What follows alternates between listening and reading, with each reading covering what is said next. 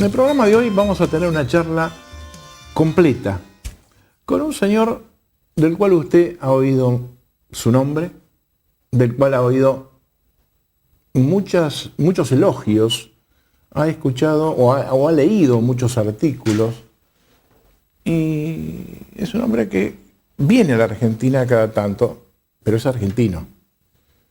Es un hombre que está muy vinculado a una serie de temas que ha desarrollado, yo diría que fundamentalmente hace de 10 años a esta parte con gran intensidad. Es el doctor Bernardo Klicksberg, así que gracias Bernardo por estar acá. Mucha gente no sabe quién es Bernardo Klicksberg, sin perjuicio de que ha oído su nombre. Así que después de esta pausa primera, vamos a conversar un poquito sobre quién es Bernardo Klicksberg y por qué está metido en este tema de la pobreza, de la desigualdad, de la ética. Temas que seguramente a usted le van a importar mucho en este momento en el cual se están discutiendo filosóficamente corrientes políticas, corrientes económicas, y frente a un panorama mundial en el cual todo parece que está en cambio. Enseguida volvemos.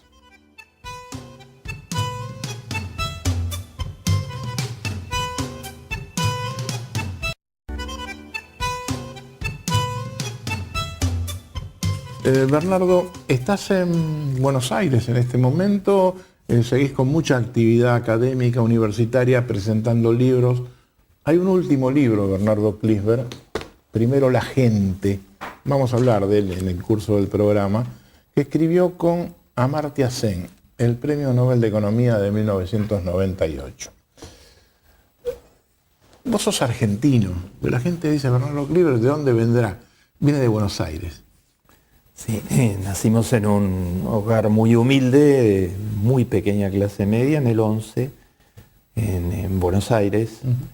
Le debo a mis padres, en primer lugar, que eran, mi padre, gracias a Dios, lo tengo vivo, eran autodidactas de la generación esta migratoria que llegó de Polonia, la generación judía, polaca, que no tenía un centavo, pero que tenía lo que hoy llamamos un capital social fenomenal. Tenían inquietudes enormes, un gran bagaje de literatura, de conocimiento. Mi padre decía que se morían de hambre en Polonia, llegaron en 1930 a la Argentina, que por primera vez comió bien cuando llegó a la Argentina, pero que leía un libro por día. Y esa generación, que sentó los cimientos de la AMIA y de las cooperativas argentinas y de muchísimas instituciones fundamentales para el país, era una generación que daba valores. Nosotros, yo y mis hermanos, Lea y Nahum, fuimos educados en la casi pobreza, pero en valores muy, muy ricos, que no eran exclusivamente los que se transmitían a través de la palabra, sino sobre todo de la acción. La acción, los hechos. A mi madre la llamaban la asistencia pública en Jean Jaurès, donde vivíamos, porque todas las personas habían recibido su ayuda. La ayuda desde cuidar a los enfermos hasta acercarse a conversar con los que tenían problemas en forma absolutamente voluntaria. Era una voluntaria de tiempo completo. Y mi padre traía la agenda a las cenas y a los almuerzos. Tomábamos el vino más barato, creo que si no recuerdo mal era el vino Pángaro. El Pángaro, época, es cierto. El vino más popular, más barato.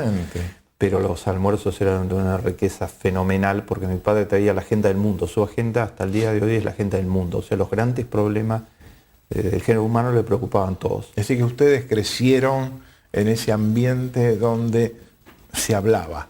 Se hablaba y se comprometía, ¿no? Ellos seguían los preceptos de vida, se le dice en hebreo la Torah, la Biblia, el libro base de las tres grandes civilizaciones, el judaísmo, el cristianismo y el islamismo, ¿no? Es el libro común a las tres grandes civilizaciones. Así que nacimos con un compromiso, con la educación en un compromiso ético, y tuve la bendición de posteriormente, bueno, toda mi educación fue pública, comercial Hipólito Vieites, el abanderado del colegio, era un gigantesco colegio de más de 2.000 alumnos. Era allá en la esquina de Nazca y Gaona. exactamente, exactamente, con profesores excepcionales, el colegio secundario público de aquella época, ¿no? Y después tuve el privilegio de que la Universidad de Buenos Aires me acogió desde el primer día en sus aulas, en la Facultad de Ciencias Económicas, con los brazos muy abiertos. Me dieron una beca al mérito desde que ingresé a la universidad. Tuve la posibilidad de tener como mi padrino de estudios a Alfredo Palacios. Él fue mi padrino de estudios. Alguien tenía que ser padrino del que recibió una beca al mérito. Y yo elegí a Palacios, que aceptó para mi honor, y ahí pude seguir viendo lo que es un gran hombre público, ¿no? Claro. En aquella época, Alfredo Palacios volvió a la Facultad de Ciencias Económicas después de muchos años de estar en Uruguay. Claro, y después fue senador nacional posteriormente. Después, fue profesor emérito de la facultad, había sido decano de la Facultad de Derecho de la Universidad de La Plata y de otros lugares, y fue electo por la capital federal contra todos los partidos mayoritarios, claro, en el país, por su figura, ¿no? Que era una figura nacional. Ahora, Palacios, yo dictaba clases con él, después me nombró su adjunto, y yo dictaba clases con él muy joven. ¿En legislación de trabajo? En Derecho del Trabajo. Como estaba Julio García Martínez, sí, y Márquez Bello. Claro, exactamente, exactamente. Bueno, yo lo tengo muy presente eso, porque cuando yo era estudiante también, estudiamos con Bernardo, nos fuimos cruzando en alguna materia de aquellas épocas, y a mí Palacios, a quien después tuve la suerte de durante un año diría diariamente estar con él en la calle Charcas, me enseñó algo con un ejemplo. Y vos dijiste la palabra ejemplo, la acción. Y yo estaba, en aquella época se daban exámenes en la facultad todos los meses. Es decir, uno podía elegir cuando daba. Y yo recuerdo haber ido a presenciar un examen con Alfredo Palacios. Y un chico está hablando y dice, como dijo Tomás Moro, y repite. Y entonces don Alfredo Palacios lo para y le dice, dígame mi amigo, ¿qué leyó usted de Tomás Moro? Bueno, esto lo dice el apunte. Y Alfredo Palacios, y eso a mí me quedó muy grabado, dice, acostúmbrese en la vida a no citar a quien usted no haya leído. Bueno, sí, en su vida más personal, ¿no? Dictábamos las clases en su casa porque ya tenía una edad avanzada. Y cuando fue electo senador, la casera, que lo atendió muchos años, le dijo, senador, ahora que le van a pagar un sueldo, porque siempre vivió en la modestia más absoluta, compremos una heladera eléctrica, porque estamos hablando del año 62, 63, tenía una heladera a hielo. Y él le dijo, de ninguna manera, yo como siempre voy a donar la mitad de mi sueldo para el Partido Socialista en aquella época, y la otra mitad de mi sueldo para tales hospitales y tales, y nos compró la heladera eléctrica, ¿no? Eso era Alfredo Palacio, ¿no? Egresé de la universidad después de estudiar contigo muchos años en la biblioteca, donde estudiamos hasta, en fin, yo era uno de los que cerraba la biblioteca a la 1 de la noche, todas las noches, y volvía a las 8 de la... Trabajábamos durante el día, claro, y estudiábamos de noche. Claro. Y obtuve la medalla de oro de la universidad, que creo que se dio 4 veces en los 95 años de historia de la Facultad de Ciencias Económicas. Y después estudiamos una cantidad de carreras, hemos completado 5 carreras, 2 doctorados, etc. Y a los 23 años gané por concurso el cargo de profesor adjunto de la facultad, por concurso. Y yo recuerdo que con el doctor Bernardo Kliesberg hicimos nuestra primera charla en televisión, en este programa Dialogando, hace 10 años, fue ya por el año 1998. Así que muchos años, donde Bernardo Kliesberg ha mantenido esta línea de hablar de la ética, hablar de la economía, de la solidaridad. Y estamos hablando del tema del capital social, y que hoy estabas ya empezando o estás trabajando con muchos presidentes. ¿Qué funciones son esas?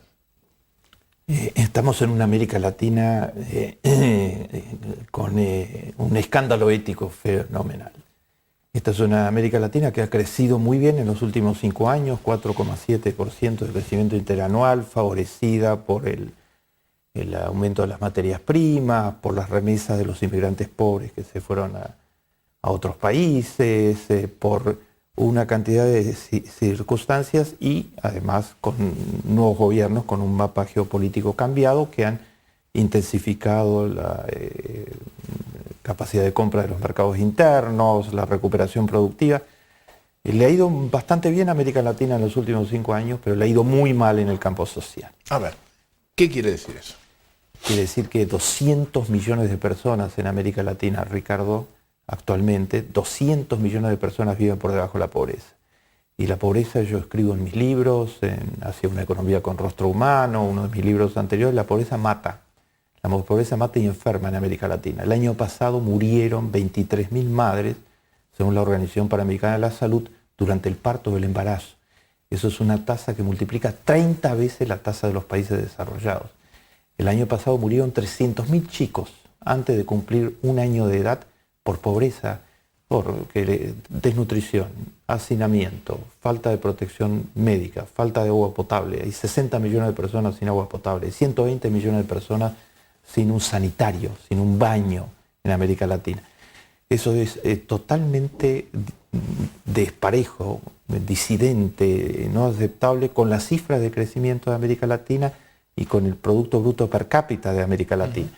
Detrás de eso hay una realidad, que es la región más desigual de todo el planeta Tierra. La pobreza está estimulada en América Latina poderosamente por la desigualdad, y lo explico sencillo. Un chiquito que nace en una villa miseria en la Argentina, o en una favela en el Brasil, o en un pueblo joven, como se lo llama en el Perú, muy difícilmente termina el colegio primario, porque trabaja desde chiquitito. Vengo del Perú, de haber sido invitado a inaugurar un gran congreso internacional de responsabilidad social empresarial por la Fundación Telefónica de España, y ahí estaban al lado nuestro los niños ladrilleros en el Perú, que son niños de menores de 12 años de edad que producen ladrillos para sobrevivir, ¿no? Son amarillos, están llenos de enfermedades, se mueren muy pronto y desertan de la escuela, ¿no? Hay 17 millones de niños menores de 14 años de edad que trabajan en América Latina. Estos chiquitos no terminan la escuela primaria, o si terminan la primaria no terminan la secundaria. Actualmente solo 1 de cada 2 en América Latina, de cada 2 jóvenes, termina el colegio secundario, y esa es la cifra de la Argentina también. 1 de cada 2 termina el colegio secundario. Entonces, sin colegio secundario completo no van a conseguir trabajo en la economía formal. Ninguna empresa los va a tomar hoy en día. Y entonces quedan descolgados de la economía, quedan al margen. Y entonces van a ser pobres como lo fueron sus padres y van a repetir destino de pobreza si no hay una reacción de las políticas públicas y de la sociedad en su conjunto. Yo creo en los grandes pactos entre política pública, responsabilidad social de la empresa privada, y medios masivos de comunicación como el tuyo, como el magnífico canal del arzobispado argentino, que es un orgullo para la Argentina, y audiciones de la calidad de la tuya. Y la combinación entre todo eso y universidades comprometidas con la realidad es la que puede sacar a estos chicos de la pobreza, y se puede sacar de la pobreza. Yo recuerdo, y este tema de políticas públicas con sector privado es fundamental. Yo recuerdo, y esto no se entendía, allá en las elecciones en la Argentina, que ganó Alfonsín, año 83, había un señor que era candidato a presidente de la República, a quien ahora se le están empezando a rendir honores en la Argentina. A mi juicio, yo lo he tratado bastante, uno de los intelectuales más importantes que conocí, que fue Rogelio Frigerio. Y yo recuerdo que Rogelio Frigerio, en la campaña electoral, era candidato a vicepresidente de Antonio Salonia, en aquella época, estamos hablando del año 83, Rogelio Frigerio siempre hablaba del tema de cómo los chicos no podían formarse bien por falta de nutriente. Hablaba específicamente de eso que está diciendo vos, y que parece ser que después de tantos años, han pasado 25 años, ya parece que por lo menos se acepta que es un tema importantísimo desde el punto de vista ético en la vida, ¿no es cierto? Yo escribo que los impactos de la pobreza no se pueden arreglar retroactivamente, ¿no? Y este es uno de los impactos que no se puede arreglar retroactivamente. Estaba demostrado por la UNICEF, si un chiquito hasta los 5 años no come lo suficiente, y el 16% de los chicos de América Latina padecen de desnutrición crónica, en un continente que produce alimentos para 3 veces su población.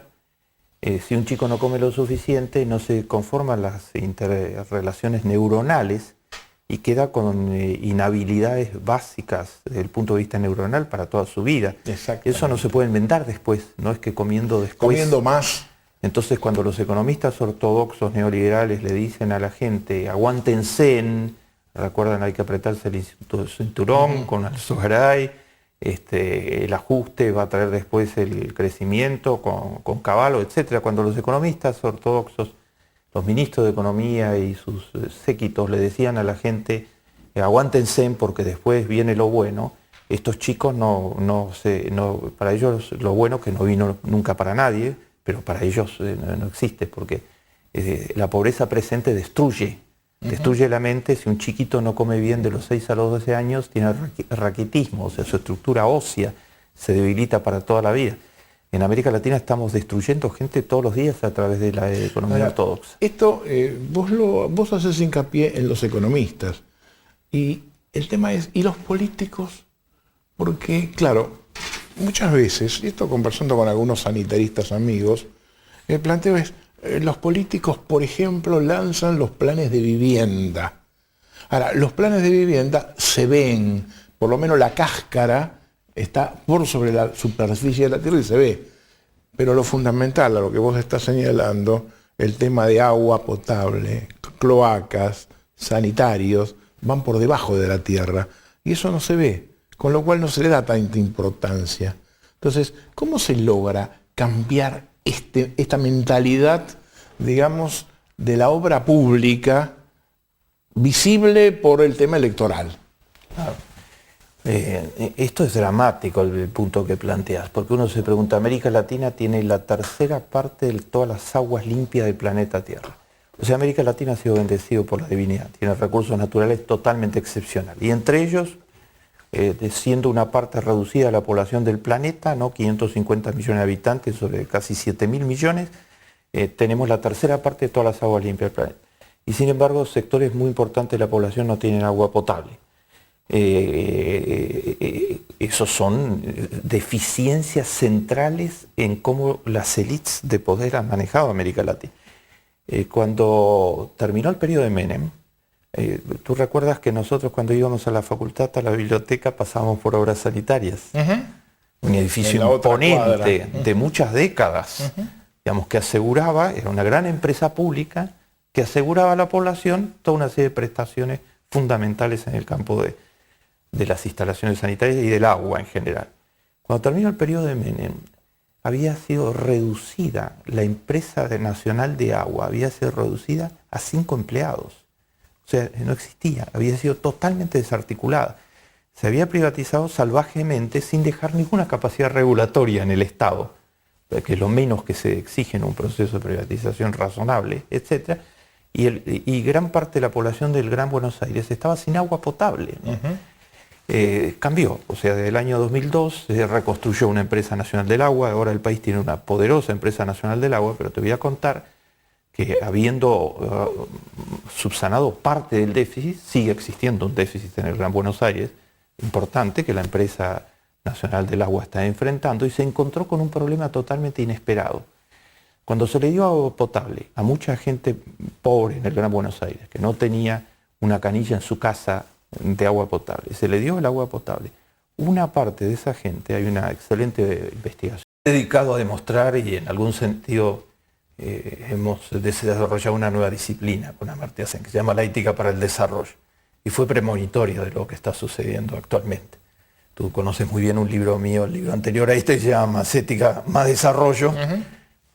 Ahora salió la edición número 16 del libro y está saliendo la 17 en el Brasil en los próximos días, porque la gente siente que se reconoce en un planteo ético de la economía, ¿no? La gente tiene una sed ética, digo yo, en América Latina. Desgraciadamente los acontecimientos han demostrado todo lo que se plantea en nuestros libros, ¿no? La crisis de Wall Street es cuando la gente se pregunta cómo la economía más poderosa del planeta puede haber en muy pocos meses llegado a una situación en donde quebraron o fueron estatizados los principales bancos de la economía. En estos días el Estado americano se está haciendo cargo de los principales bancos de la economía, está estatizando la economía. El gobierno de Bush no es precisamente un gobierno pro estatización de nada, sino al contrario, etc. ¿Cómo se pudo causar tanto sufrimiento al pueblo americano? 5 millones de personas perdieron sus casas en el último año. 800.000 nuevos desocupados en lo que va de este año. Municipios que están quebrando. Municipios no pueden pagar los sueldos en las escuelas públicas de los municipios. Un estado, el estado de California, que está al borde de la quiebra, es la quinta economía del mundo, no tiene liquidez y como no hay crédito en el sistema financiero, tiene dificultades muy graves para poder financiarse. Un desastre económico que solo tiene parangón con el de 1930, ¿no? Total, ¿cómo se pudo llegar a una situación de ese tipo? Detrás hay causas que en mis libros y en los de Amartya Sen se habían predicho bastantes años atrás. En primer término hay un tema que a ti te importa mucho, y lo mencionaste antes, que es el tema de la desregulación salvaje. O sea, las políticas públicas dejaron de cuidar el interés colectivo. Hay temas donde es fundamental que la política pública, que somos todos, en una sociedad democrática, la política pública somos todos, no es un tercero, cuiden el interés colectivo. Sí, tiene que haber Estado. Tiene que haber Estado y que regule, no que se haga cargo de todas las actividades. De ninguna manera es esa la idea, pero que regule las actividades en donde tiene que haber una regulación, eso es lo que decía Balsecki, inspirándose en la doctrina social de la Iglesia. Exactamente. ¿No? Era un profesor con fuerte inspiración en la doctrina social de la Iglesia. Exacto. Tiene que haber una regulación que cuide que unos pocos no destruyan la sociedad. Eso es lo que sucedió ahora. El gobierno actual de los Estados Unidos eliminó todas las regulaciones básicas del mercado financiero. Lo dejó librado a la magia del mercado. La magia del mercado. Y la magia del mercado destruyó el sistema financiero. O sea, se produjeron una cantidad de acciones totalmente especulativas, permanentes, ¿no? Desde el vender las hipotecas sin constatar la capacidad de pago y con una letra chiquita que no conocían las familias muy humildes que se hipotecaron. Claro, con la letra chiquita que los condenaba el segundo año a no poder seguir pagando virtualmente, etcétera, porque subía totalmente el monto de lo que debían pagar. Desde eso hasta los especuladores de corto plazo. Una cantidad de operadores que fueron fundamentales en la caída de Bear Stearns y de Lehman Brothers. Son gente, explicándolo muy sencillo, son gente que, operadores en la bolsa que compran, que piden prestadas acciones a los fondos que tienen las acciones en depósito, como Fidelity, etc. Esas acciones que piden prestadas acciones de Lehman Brothers, las lanzan al mercado y entonces hacen bajar totalmente el precio de las acciones. Compran las acciones barato, las devuelven a donde la pedían prestado y hacen una gran ganancia en el cortísimo plazo, hundiendo a las empresas, o sea, hundiendo las fuentes de empleo, provocando crisis en todo el sistema económico real, porque eso trae encadenamiento de todo tipo. O la conducta, ese es un tema que te interesa mucho. Yo vengo pionerizando con otros amigos la causa de la responsabilidad social empresarial en América Latina, ¿no? Estoy permanentemente, la semana pasada hablé para 600 empresarios en el Paraguay, poco día después para 500 empresarios en el Perú, y ayer lo he hecho en un acto gigantesco sobre ese mismo tema en la Argentina. Parte del hundimiento de Wall Street se debe a la absoluta irresponsabilidad social empresarial de los CEOs, de los altos ejecutivos de las empresas quebradas. Uno de los periodistas más escuchados en Estados Unidos se llama Nicolás Kristof, 2 veces premio Pulitzer, y en el New York Times publicó hace pocos días un artículo cuyo título era así: $17.000 se necesita El trabajo se ofrece, $17.000 por hora, no se necesita ser exitoso. No, se estaba refiriendo al sueldo que ganaba el presidente Lehman Brothers. $17.000 por hora. Yo saqué el cálculo. ¿Sabes cuál es el sueldo por hora mínimo actualmente en los Estados Unidos? Que es el que gana un porcentaje muy alto de la población, $7.25. Y este hombre ganaba $17.000.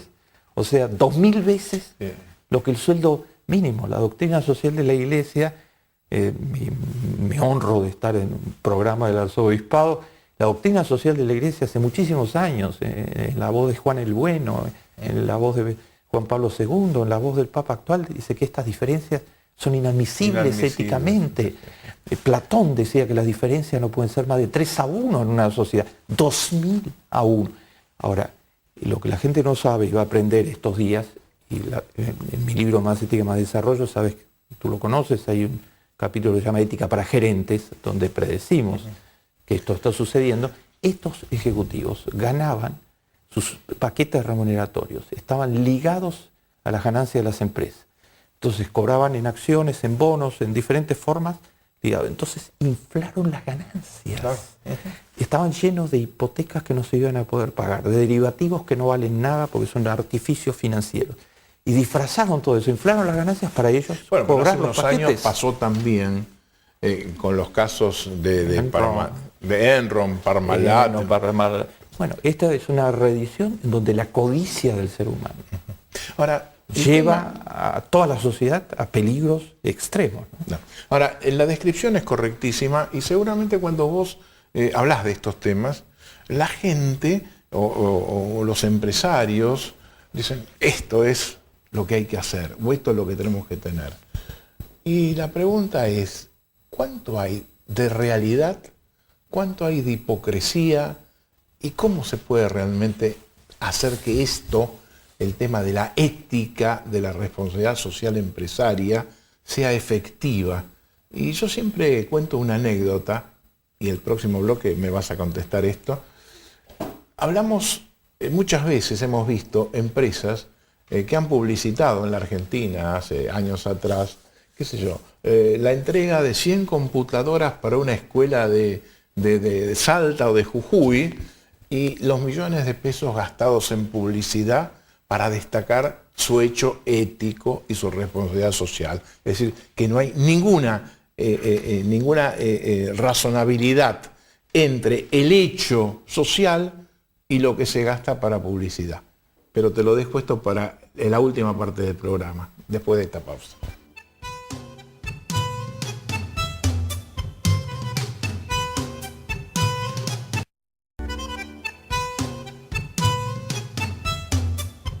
E iniciamos esta charla que a mí se me pasó volando y seguramente a usted también, con Bernardo Klinsberg. Y yo dejé planteada una pregunta respecto, en el bloque anterior, respecto de la realidad de fondo de la responsabilidad social empresaria y lo que podría a veces llamarse la hipocresía de la responsabilidad social empresaria. Lecciones de la crisis de Wall Street para la Argentina. Primero, tiene que haber regulaciones que defiendan el interés público. La Argentina las abandonó en los años 90, siguió la receta esta que se aplicó en Wall Street en los últimos 8 años. La economía argentina fue desarticulada en los años 80 y ahora sucede esto en una escala mucho mayor en la gran potencia mundial. Entonces tiene que haber una política pública activa que regule, que oriente y que invierta en educación y salud. La base del crecimiento es la educación y la salud. Segunda lección,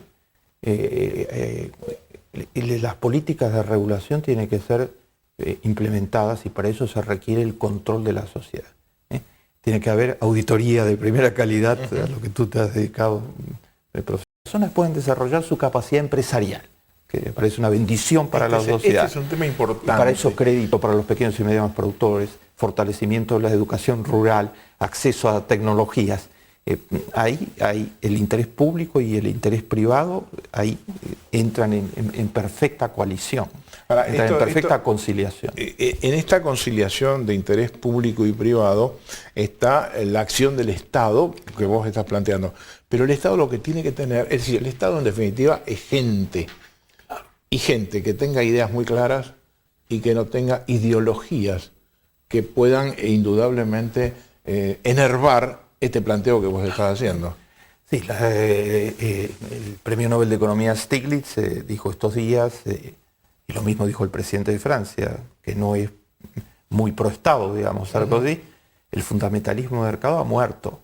Digamos, este es el fracaso de las ideologías, la crisis de la economía mundial, que significa sufrimiento en este momento para millones y millones de personas del planeta. Recordemos que una familia completa se suicidó en la ciudad de Los Ángeles la semana pasada, ¿no? Eran profesionales, etc. O sea, esto significa arruinarle la vida a la gente. Los dogmas fundamentalistas de mercado produjeron este efecto. Es necesario apuntar a nuevos modelos económicos, y lo decía Juan Pablo II, yo no necesito ir muy lejos. Juan Pablo II decía, el modelo económico que nosotros proponemos es un modelo de inclusión total, decía. Tienen que ser modelos inclusivos, donde todos puedan ser productores y donde todos puedan ser consumidores. En América Latina estamos en este momento, la ciudadanía en los últimos años, desde el año 2000 en adelante, ha cambiado el mapa geopolítico de América Latina por diferentes caminos, de acuerdo a la realidad de cada país, está buscando modelos inclusivos. Son caminos muy diferentes, pero si hay algo común entre Michelle Bachelet y Tabaré Vázquez y Correa en el Ecuador, es que el mandato de la ciudadanía. El mandato de la ciudadanía tiene la obligación de dar respuesta a la pobreza y a la inequidad y de construir modelos donde entren todos, donde entren los indígenas postergados de América Latina durante siglos, donde entren las mujeres discriminadas, donde entre la población de color discriminada, donde entren los niños de la calle, donde entren los niños ladrilleros, todas estas figuras de la pobreza que son gran parte de la población de América Latina. Esto no es utópico. Para mí el motor de la historia en América Latina en este momento, que me hace ser totalmente optimista respecto a su futuro, es la democratización. Cuanto más gente participe, cuanto haya más audiciones como la tuya, cuanto mejor sea la calidad del debate, y después del fracaso de estos dogmas que arruinaron al sistema económico y arruinaron a la Argentina en los años 90, creo que se abren nuevas oportunidades. Cuanto más gente se haga sentir, los que mandan tendrán que hacer caso a la gente. Este es el mensaje de Bernardo Kliesberg. Gracias por haber estado con nosotros hoy. Dios mediante, nosotros hasta la semana próxima. Que siga prosperando este debate de tan alta calidad que llevas adelante todos los días. Te agradezco mucho.